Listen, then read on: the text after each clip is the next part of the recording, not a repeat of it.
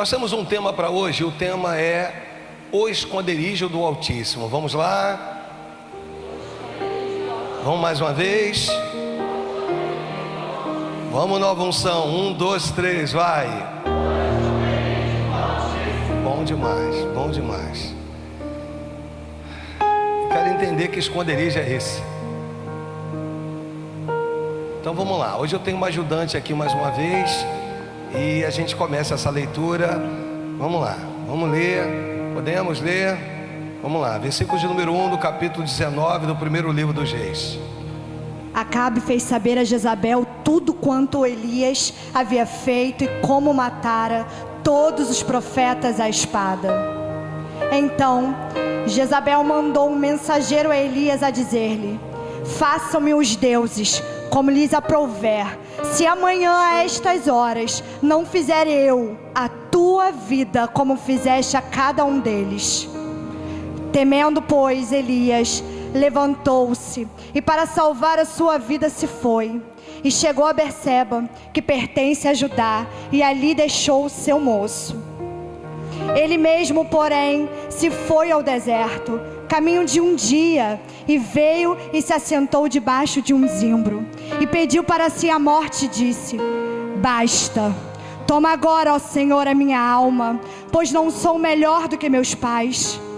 Deitou-se e dormiu debaixo do zimbro. Eis que um anjo o tocou e lhe disse: levanta-te e come. Olhou ele e viu, junto à cabeceira, um pão cozido sobre pedras em brasa e uma botija de água. Comeu, bebeu e tornou a dormir. Voltou segunda vez o anjo do Senhor, tocou e lhe disse: levanta-te e come, porque o caminho te será sobremodo longo. Levantou-se, pois, comeu e bebeu, e com a força daquela comida caminhou 40 dias e 40 noites, até Horebe, o monte de Deus. Vamos orar, vamos falar com Deus. Deus e Pai, toma as nossas vidas nas tuas mãos. Toma cada coração, cada vida, cada pessoa. Essa pessoa que está nos assistindo, Senhor, toma nas tuas mãos também. E que possamos ouvir a tua palavra, Deus, meditar nela, meu Deus, e colocá-la em prática. É o que, Senhor, é o que o Senhor quer, é o desejo do nosso coração. Abrir-nos, Senhor, para que o Senhor possa falar. Então fale conosco. Aqueles que creem digam amém e amém. Eu prego a partir de agora Salmos 91, versículo de número 1. Só o versículo 1 do Salmos 91 é bastante conhecido, sobejamente conhecido, e eu quero poder compartilhar com vocês. O texto diz assim, ó: o que habita no esconderijo do Altíssimo e descansa à sombra do Onipotente. Nós vamos ficar com esse salmo. Nós vamos mudar para revista e corrigida. Nós vamos para uma outra versão. E o texto diz assim, ó: aquele que habita no esconderijo do Altíssimo, à sombra do Onipotente descansará. Aquele quem, pastor? Aquele são todos os que se submetem ao Pai. Agora, como é que é isso? Entender o lugar da habitação, o lugar do esconderijo do Altíssimo. Que lugar é esse? Como é que eu faço para entender esse lugar? Como é que eu faço para descansar à sombra do Onipotente, né? Aquele que habita. A habitação está falando de residir. Não é um aluguel que você foi lá, alugou uma casa, daqui a pouco o senhorio vira para você e diz assim, ó: eu quero minha casa de volta. Aí você tem que sair da sua casa, né? Você tem que sair daquele lugar que você montou os móveis, preparou tudo, agora você desarruma tudo, porque agora você vai precisar sair daquele ambiente. Não, aquele que habita, ou seja, aquele que reside no esconderijo do Altíssimo, a sombra do Onipotente descansará. Então eu já começo a entender a partir desse texto, na minha pequena introdução, e correndo por sinal, que o esconderijo do Altíssimo é um lugar de habitação. Vamos repetir? O esconderijo do Altíssimo é um lugar de habitação. Então, se isso aí ficar no seu coração, a gente já chegou no denominador comum aqui. A gente já vai entender um pouquinho essa questão do esconderijo do Altíssimo. Que lugar é esse? Que lugar sobrenatural é esse? Que lugar de descanso é esse? Que lugar é a ser atingido por nós? O ápice de uma vida cristã? Não sei. Alguém que deseja muito, muito, muito um lugar de refrigério? Talvez. Então eu volto ao primeiro livro dos Reis, no capítulo 19, e a gente vai ver aqui algumas situações. Primeiro, o versículo diz assim, vamos lá. Acabe fez saber a Jezabel tudo quanto Elias havia feito, e como matara todos os profetas à espada. Aqui, vamos entender uma coisa, repita comigo: profeta não foi chamado para matar profeta. Elias comete, agora eu falo, Elias comete um grande erro. Deus não mandou ele matar os 450 profetas de Baal. Ponto. É uma atitude dele. Dali por diante vem desencadeando um monte de coisas, porque até aqui Deus falou, daqui por diante eu fui. Repita comigo: profeta não foi chamado para matar profeta. Você foi chamado para liberar uma palavra de vida, uma palavra de vitória para alguém. Você não foi chamado para ser profeta do caos, para liberar derrota para a vida de ninguém. Guarda isso no seu coração. Eu nem posso me prender muito aqui, eu preciso seguir o texto. Ele mata os profetas e aquilo cai no ouvido de Jezabel. Aí começa uma luta.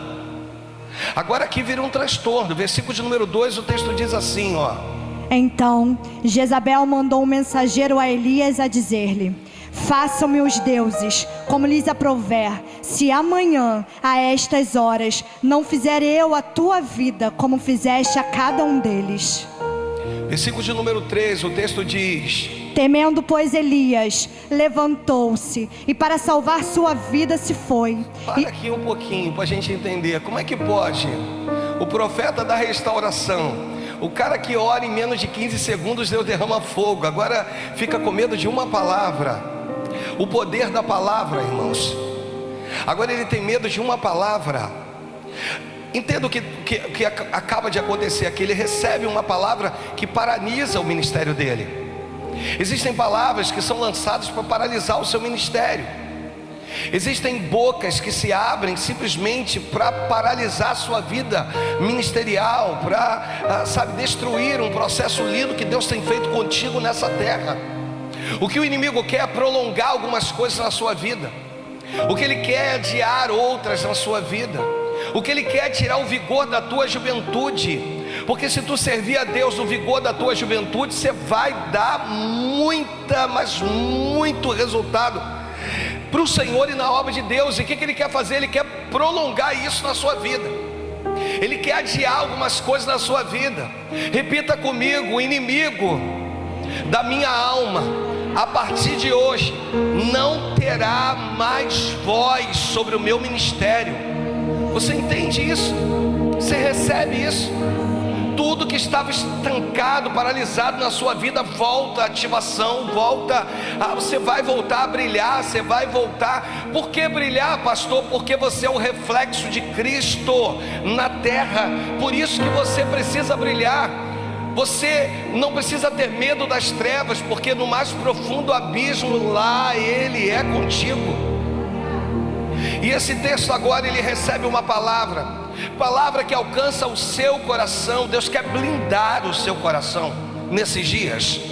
Deus quer, deixa eu falar isso de novo. Se tem uma coisa que o inimigo ele age com muita astúcia, é nesse tempo de Natal, Ano Novo, final de ano, é destruir famílias, é trazer confusão, contenda, disse-me-disse. Ele quer separar, mas repita comigo: a minha família está sendo blindada essa noite pelo Espírito Santo de Deus. Deixa eu falar, palavras negativas nenhuma pode alcançar a sua família, destruir. Você entende? Bate palma para Jesus, pois Ele merece.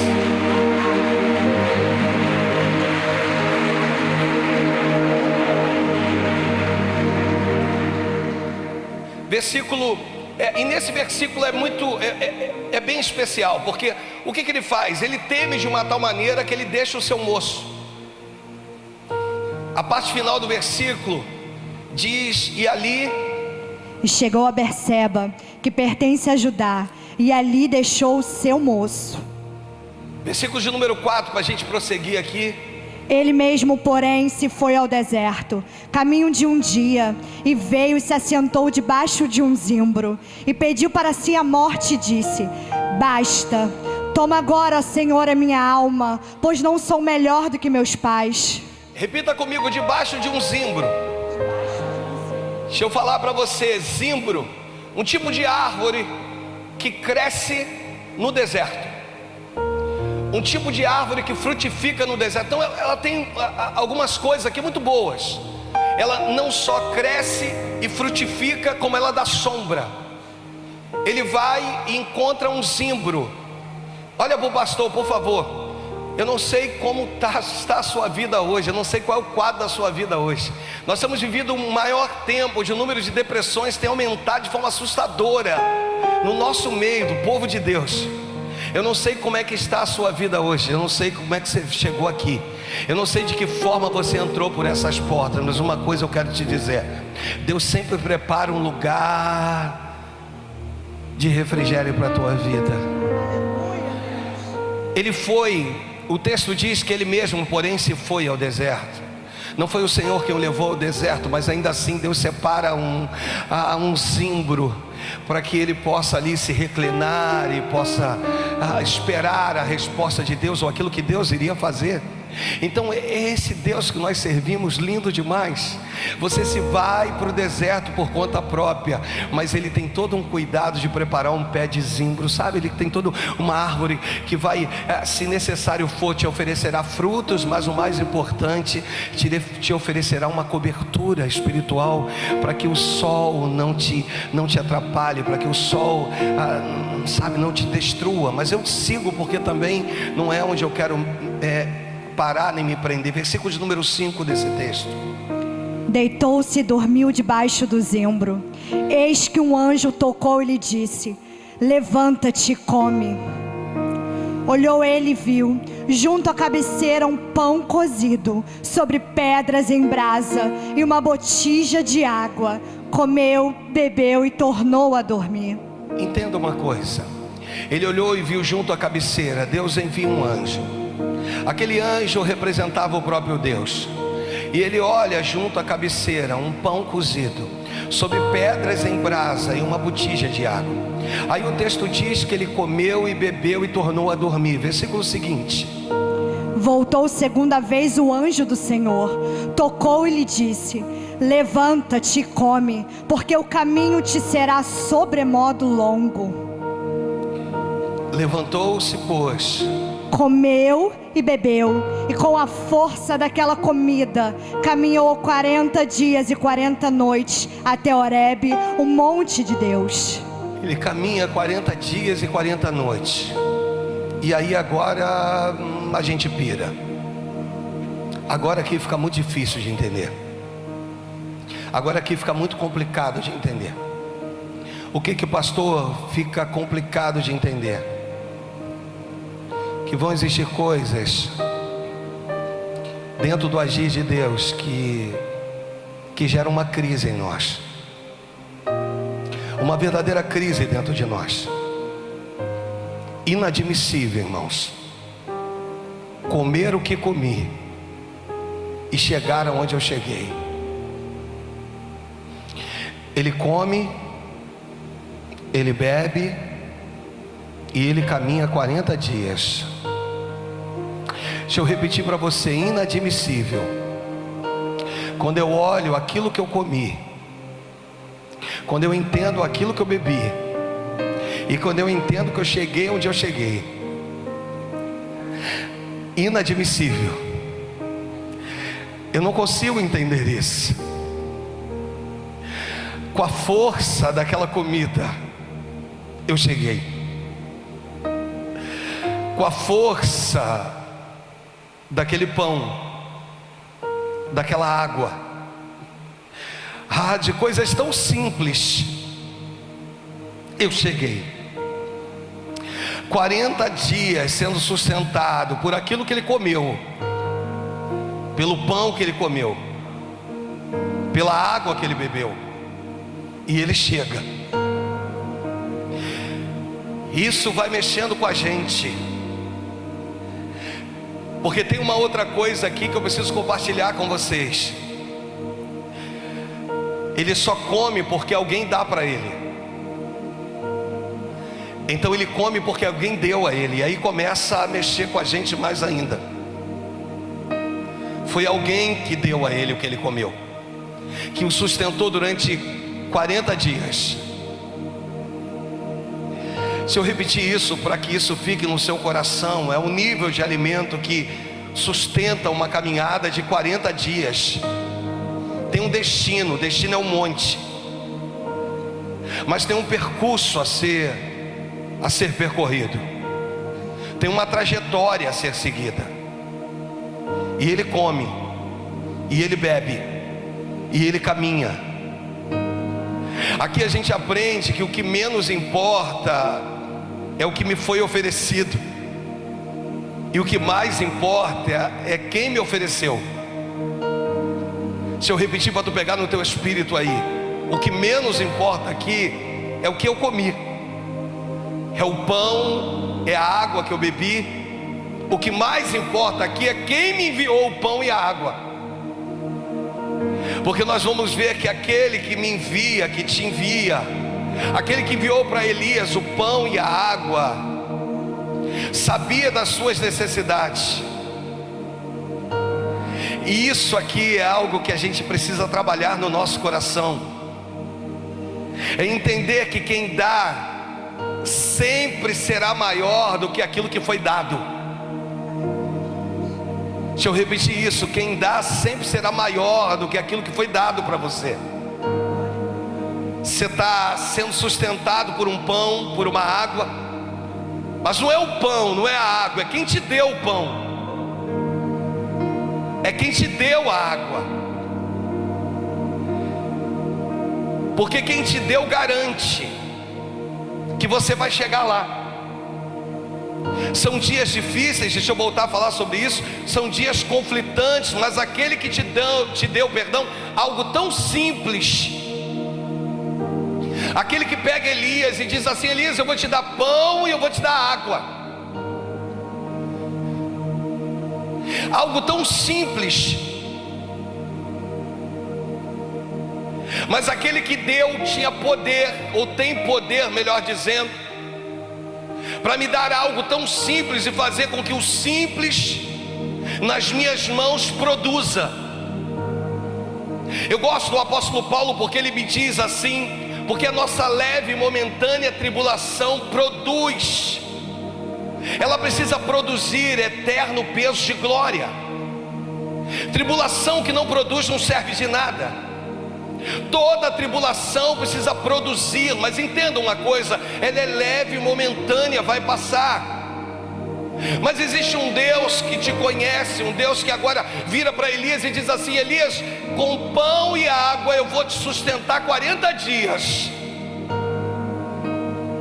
Quando isso ficar escrito, aqueles que vão ler não vão entender nada. Como que com pão e água ele foi sustentado durante 40 dias? Que negócio é esse? Porque a gente aprende que aquele que me conhece sabe das minhas necessidades. Eu gosto quando a Bíblia diz que Jesus olha e vê que o povo tem fome.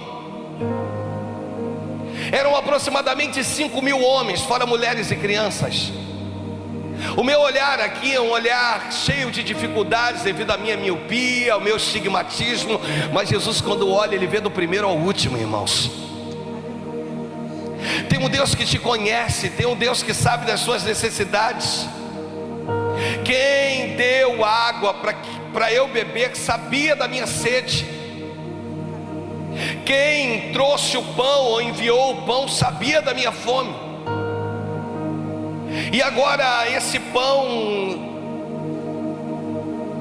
e essa água sustenta esse camarada durante 40 dias de caminhada. Não são 40 dias debaixo do zimbro, são 40 dias de caminhada. E nesse tempo de caminhada é justamente o que eu preciso aprender e você precisa aprender. Eu tenho falado muito a respeito de processos, de um tempo teu com Deus, um tempo onde você de fato vai precisar compreender o Deus que tem cuidado de você nos mínimos detalhes. O Deus, como nós ministramos aqui na quinta-feira, quando eu cantei com vocês, a resposta é: porque eu vivo de milagres. Um Senhor que não te abandonou, que permanece do teu lado, que te supre de uma maneira linda demais. Volta ao versículo de número 7 para mim, por favor. Olha o que diz o 7, olha. Voltou segunda vez o anjo do Senhor. Perdão, volta no 6. Olhou ele e viu, junto à cabeceira, um pão cozido sobre pedras em brasa e uma botija de água. Há uma versão que vai chamar pedras em brasas de pedras quentes. E o texto aqui é muito claro. O texto diz: olhou ele e viu junto à cabeceira um pão cozido. E aqui é uma outra coisa que mexe com a gente, porque o alimento é diferente. Normalmente o pão na brasa ele assa. Ele jamais seria tido como um pão cozido. E isso aqui começa a mostrar que aquilo que Deus está oferecendo para você é diferente. Por quê, pastor? Porque existem alguns atributos que são dele. Quais são os atributos, pastor? Ele é a água do refrigério. Diga amém por isso. Me ajuda, nova unção, a pregar. Ele é a água do refrigério. Ele é o pão do fortalecimento. E ele é a pedra do aquecimento. Você está entendendo? Diga amém. Glória a Deus, aleluia. Ele é a água do refrigério.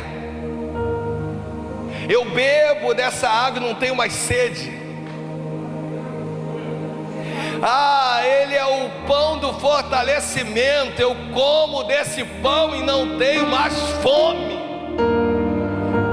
E nos invernos espirituais, ele é a própria pedra do aquecimento. Ninguém que estando nele vai permanecer frio.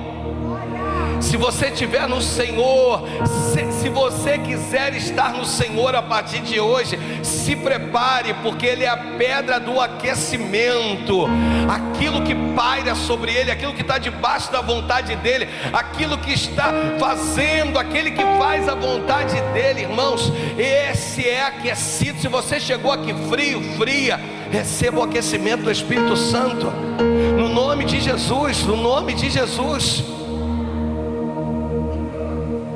Eu como, não tenho mais fome. Eu bebo, não tenho mais sede. Que Deus louco é esse? Que coisa é essa? Que profundidade é essa? Dessa água, com a força desse alimento, ou com a força desses elementos agora, ele caminha. Versículos de número 7 em diante. Voltou segunda vez o anjo do Senhor, tocou-lhe e disse: levanta-te e come, porque o caminho te será sobremodo longo. Versículo 8, a gente para por aqui. O texto diz: levantou-se, pois comeu e bebeu, e com a força daquela comida caminhou 40 dias e 40 noites até Horebe, o monte de Deus. Geograficamente o monte se chamava Horebe. Para algumas pessoas vai se chamar Horebe. Para o mundo vai se chamar Horebe. Mas para você é um monte de Deus. Para Elias era um monte de Deus. Eu te fortaleço porque eu tenho um lugar guardado para você. Eu te fortaleço porque tem um... Deixa eu falar de novo, porque tem um lugar guardado para você. Geograficamente o povo dizia que era Horebe. Horebe era o seu nome. Horebe para eles, para mim, monte de Deus. Horebe é para quem não está vivendo essa circunstância de ter comido um pão, bebido de uma água que agora me sustenta 40 dias de caminhada sem esvair, sem parar, sem titubear. Aquele que me garante essa caminhada me leva para um monte. O monte é Horebe. Deixa eu falar sobre isso de novo. Mas Horebe é a forma que as pessoas vão conhecer aquele monte. Mas para nós que temos intimidade com aquele que enviou um anjo, e esse anjo trouxe um alimento, trouxe pão, trouxe água. Pão que agora eu como, não tenho mais fome. Água que agora eu bebo e me sustenta e me refrigera, eu não tenho mais sede. Esse monte ao qual ele me leva é um monte de Deus, é uma montanha, é um lugar, sabe? É isso que a igreja precisa entender. É isso que nós precisamos entender.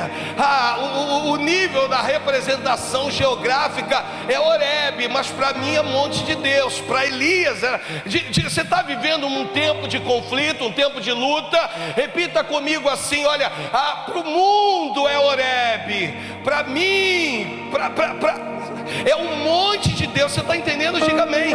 Eu não sei qual é o nível de luta que você está vivendo, eu não sei qual é o nível de afronta que você tem vivido, mas Deus tem um monte separado para você. Deus tem um lugar. Você não vai morrer no caminho, você não vai ficar na beira do caminho, você não vai ser. Deus tem um lugar separado para você. Jéssica, Deus tem um lugar separado para você, para o Silvio, para o teu filho, para a tua. Deus tem um lugar separado para você. Tem um lugar te aguardando. Você pegou aí? Tem um lugar aguardando a tua chegada. Tem um monte, é Horebe, mas é um monte de Deus. É Horebe para eles, mas para você é um lugar de intimidade, é um monte de Deus. É isso que você pega isso aí. Não tem um monte de Deus. Eu vou falar até você adorar. Tem um monte de Deus separado para o teu processo depressivo. Tem um monte de Deus separado para o tempo que tu está pedindo a morte. Tem um monte de Deus separado. Esse monte vai cuidar de você, vai cuidar de você. Deus está dizendo: eu não vou falar contigo no percurso de 40 dias, mas quando chegar no monte eu vou me manifestar. Você está entendendo? Diga amém. Então repita comigo: Deus tem preparado para a minha vida um lugar especial. Tem um monte, é chamado monte de Deus. Só sobe quem ele deixa, só desce quem ele deixa, só sobe quem ele deixa, só desce quem ele deixa. A Bíblia diz que o monte fumegava. Bate palma se é para Jesus.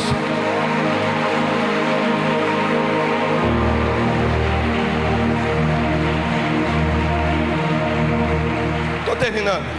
A Bíblia diz que o monte fumegava e o povo tinha medo. E Moisés, o Senhor vira para eles assim: vem, filho, vem. E o povo de longe. Repita comigo: Deus não me chamou para viver o que Ele tem para a minha vida estando longe. Existem coisas que Deus quer que você se aproxime. Tem alguém próximo de você, vira para essa pessoa e diz assim: Deus quer que você se aproxime mais. Seja instrumento de Deus, vira para ele e diz: Deus quer que você se aproxime mais. Ele tem visto a sua dedicação, tem visto o seu afinco, tem visto, mas Ele está dizendo: diga para ela está muito longe. Diga para ele: mas você está muito longe. E existe um Deus te chamando para mais perto. Existe um Deus dizendo para você: vem, filho, vem para mais perto, vem. Vem, eu tenho um lugar separado para a tua vida. Eu tenho um lugar separado para a sua vida. Separado para a sua vida. Um lugar lindo. nesse monte. Versículo de número 9, último. Ali, eu não posso ir mais longe que isso, o horário já foi há muito tempo, por sinal, vai. ali entrou numa caverna, onde passou a noite. Parou. Vai, Ali entrou numa caverna. Vamos mais uma vez, vamos. Ali entrou numa caverna. Vamos lá, Salmos de número 91, Mateus, versículo 1.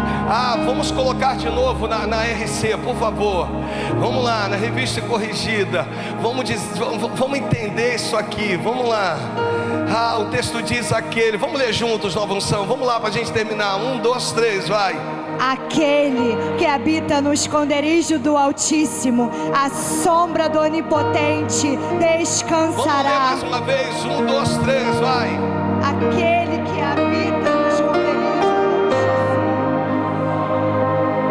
Só mais uma, vai para te encher, vai.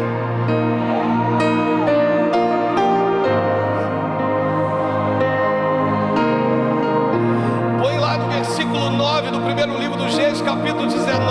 Entenda uma coisa, repita comigo: existe um monte, mas nesse monte tem uma caverna.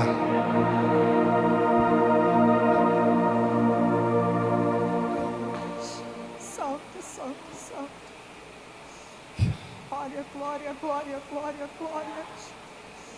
Louvado seja o teu nome, Jesus. Maravilhoso. Um monte que tem um buraco na rocha.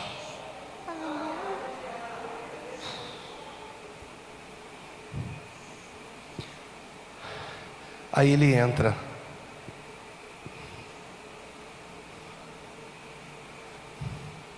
Agora ele entra.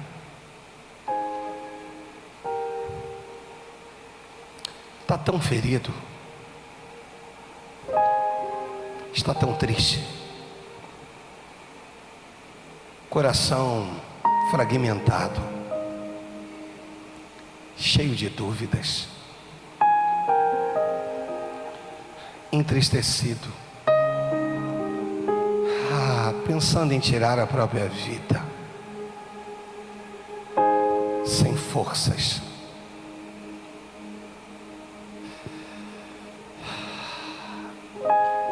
Deixa eu repetir: sem vontade de viver.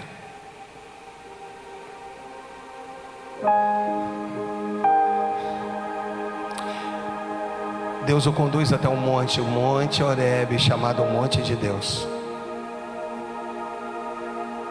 Só que nesse monte tem um esconderijo.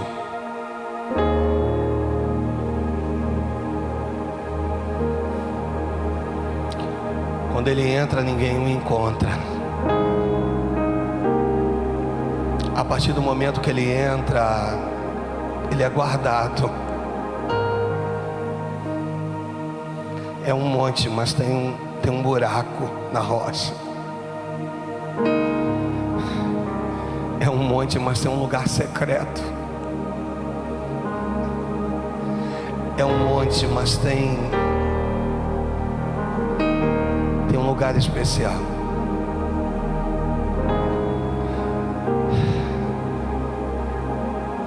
O esconderijo do Altíssimo.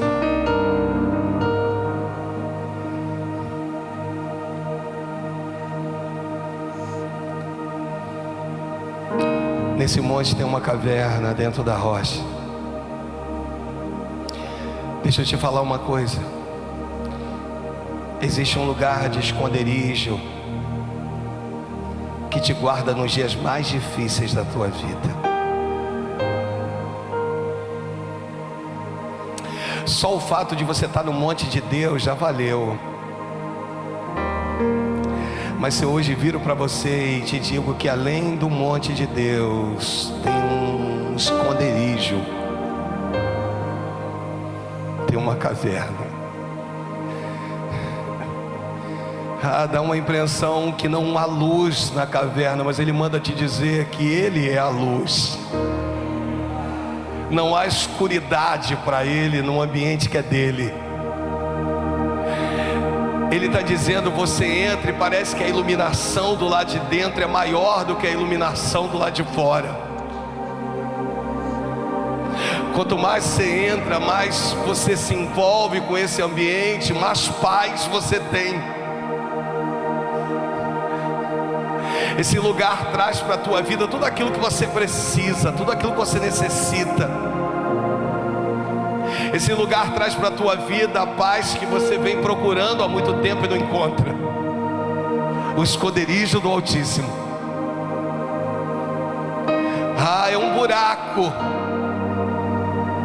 Talvez outras pessoas pisaram naquele lugar e não viram um buraco, porque essa caverna não era para que eles vissem, era para a tua vida, foi guardado para você. O teu irmão não vai contemplar essa caverna, porque essa caverna, ela está esperando você.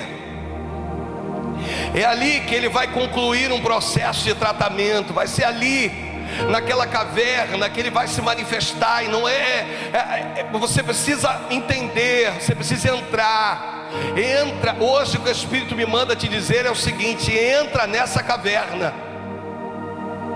Entra nesse lugar, esse lugar de refrigério, esse lugar de paz. É o esconderijo do Altíssimo. É um lugar para te guardar no tempo da tua dor, no tempo da tua aflição. Tem uma caverna no monte de Deus. Existe uma caverna no monte de Deus. Um lugar especial, tem esconderijo para você no monte de Deus.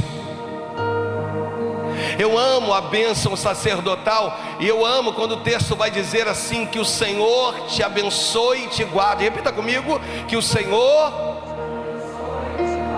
Nesse texto eu aprendo que Ele podia só me abençoar, mas não é isso que Ele faz. Ele me abençoa e me guarda. Me ajuda, Ele me abençoa, porque Ele sabe que o inimigo da tua alma quer tentar destruir aquilo que Ele te deu. E de uma forma simultânea Ele te abençoa e te guarda. Te abençoa e te guarda. Ele te abençoa e te guarda. O inimigo não pode contigo. Ele te abençoa e Ele te guarda. O esconderijo do Altíssimo, Ele te abençoa e Ele te guarda. Ninguém pode tocar em você, porque Ele te abençoa e Ele te guarda. Ai daqueles que levantarem a voz contra a tua vida, porque Ele te abençoa e Ele te guarda. Ai daqueles que tentarem contra a tua família, porque Ele te abençoa e te guarda. Ai daqueles que tentarem contra os planos que Deus tem para a tua vida, porque existe um Deus que te abençoa e te guarda simultaneamente. Ele não te abençoa e depois Ele te guarda, não. Ele te abençoa e te guarda. Te abençoa e te guarda. Te abençoa e te guarda. Te abençoa e te guarda. Tem um monte de Deus para a tua vida. Tem um esconderijo nesse monte. Tem um lugar que é o esconderijo do Altíssimo. Hoje Ele libera sobre a tua vida um esconderijo no monte de Deus. Você está entendendo, amados?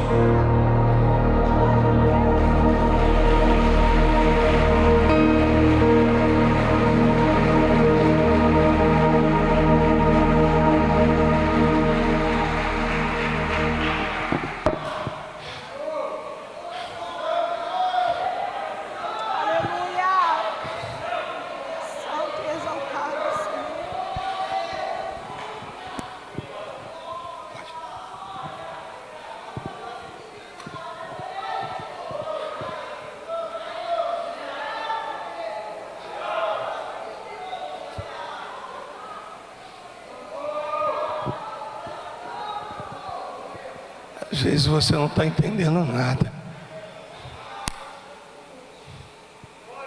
Às vezes você... Obrigado, Márcia. Às vezes você não está entendendo nada.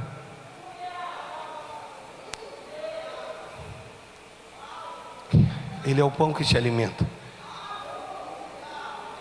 Ele é a água do refrigério. E Ele é a pedra do aquecimento.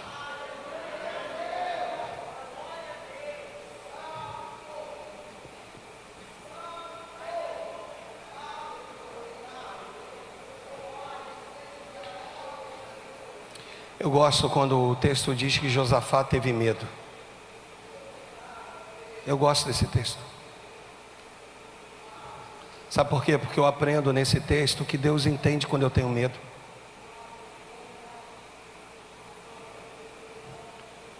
Um pouquinho do pastor Alexandre para aqueles que não os conhecem. A nível de mundo espiritual, não sou melhor que ninguém. De verdade não sou mesmo. Mas aprendi a ser bom de batalha. A não desistir com facilidade. E o meu inimigo sabe disso. Só que mesmo sendo bom de batalha, não desistindo com facilidade, existem dias que eu tenho medo.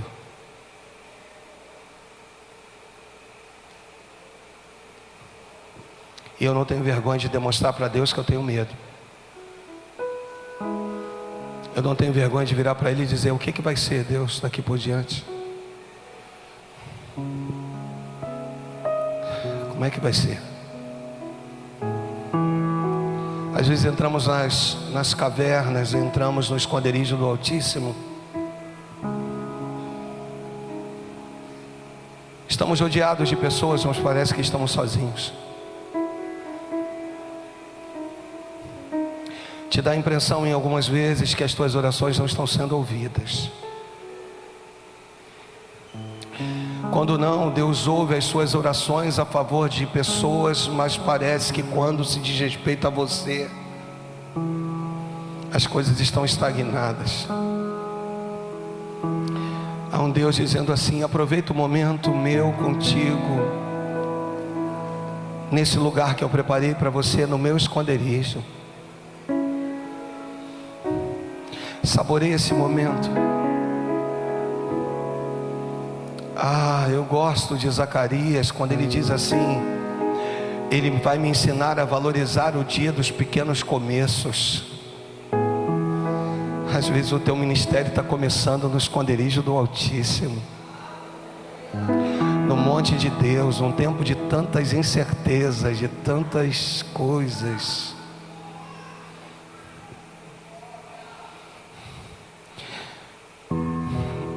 Mas só entra no esconderijo do Altíssimo o escolhido. Quando o anjo se manifesta, vira para Elias e diz assim: Elias, ele repete aquela fala, né? Tenho sido zeloso, derribado teus altares, matado os seus profetas, eu fiquei só. Tem uma parte aqui desse texto, Márcia, que eu acabei nem ministrando, porque ele vira e diz assim: eu não sou melhor que os meus pais. Nesse texto aqui, é lindo isso.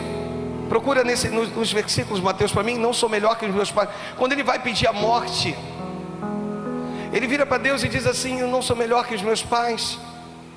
Sabe, ele mesmo, porém, obrigado, se foi ao deserto, o caminho de um dia, e veio, se assentou debaixo de um zimbro e pediu para si a morte, disse: basta, toma agora, ó Senhor, a minha alma, porque eu não sou melhor que meus pais. Irmãos, nós estamos vivendo numa juventude tão desculpa aqui as palavras, com uma deficiência de identidade, que eles se acham melhores que os próprios pais. Se tem uma coisa que ele vira aqui, é uma coisa muito certa: eu não sou melhor que os meus pais. Se não fossem seus pais, você não estaria aqui. Se não fosse na oração dos seus pais, talvez você não tinha resistido, mas tem alguém orando por você. Vale mais aquele que ora do que aquele que está recebendo a oração.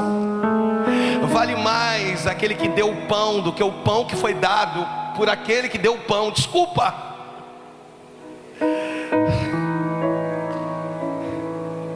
Eu quero convidar você em nome de Jesus. Eu quero convidar você a entrar no esconderijo do Altíssimo. Eu quero convidar você a adentrar esse lugar, sabe? Eu sei que sarando a terra ferida é essa bênção, qual eu falei para vocês, e é mesmo. Aprendi a amá-los. Eu chamo logo de amigo. As pessoas dizem: conheceu ontem, já chama de amigo. É amigo, amigo. Eu gosto de chamar, eu gosto de me identificar com as pessoas. Amigo, é tão bom ter amigos. Só que tem um lugar que está lá guardado para você, no monte de Deus, sabe? Ele está dizendo assim: você tem perdido o seu tempo com muitas coisas, muitos questionamentos. Sobe esse monte. Porque eu gostaria que as coisas fossem do jeito que eu espero que elas fossem, eu esperava que elas fossem. Ei, você é crente menino, cristão, homem de Deus, mulher de Deus, vive o tempo que Deus tem programado para ele, se submete, vai em frente e sobe um monte de boca calada. Sabe o que o Espírito está dizendo?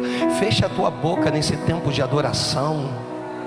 Fecha a tua boca, porque pode ser que você atrapalhe o processo daquele que te sustentou durante 40 dias só com pão na brasa, cozido. Não é assado, é cozido. O alimento, ele muda o alimento por você, ele muda a forma de fazer o alimento por você. Por isso que você está resistindo esse tempo todo, porque o alimento não foi assado. Assar os homens assam, cozer só os homens tem, só Deus tem o poder de fazer. Ele está dizendo: o pão é cozido, não é assado.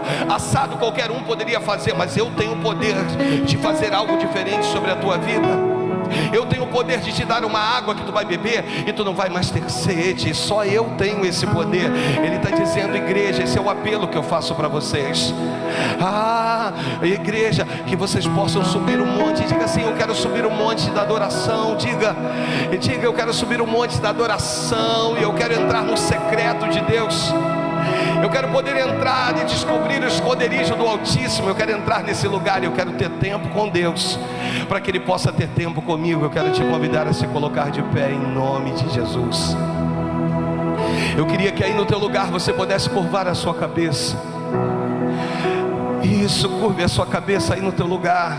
Acena para Deus aí, diga: Deus, hoje eu estou subindo o teu monte. Diga para Ele: hoje eu estou subindo o teu monte. Hoje eu estou. Hoje eu quero o esconderijo do Altíssimo. Fala com Ele: hoje eu não quero nenhum outro lugar a não ser o esconderijo do Altíssimo Deus. Eu sou pastor nesse ambiente, pastor de pastores, pastor de ovelhas. Mas se tem uma coisa que alegra o meu coração, é poder virar para Ti hoje e dizer que eu quero entrar no esconderijo do Altíssimo. Eu também preciso do esconderijo do Altíssimo. Eu preciso estar também com os meus irmãos nesse ambiente separado para nós. Fala você com Deus aí no teu lugar.